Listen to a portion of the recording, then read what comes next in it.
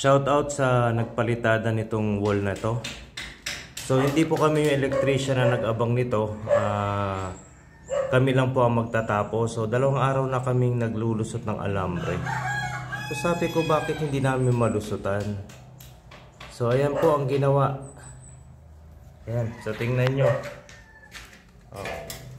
Hindi ko alam kung sino ang gumawa nito. Sinadya ba ng electrician o yung mga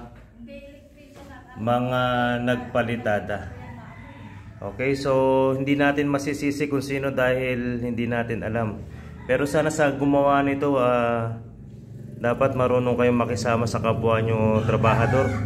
So ayan guys, so dapat diretso lang yan. Ang ginawa, pinaliko-liko pa, parang bitukan ng baboy. Ayan.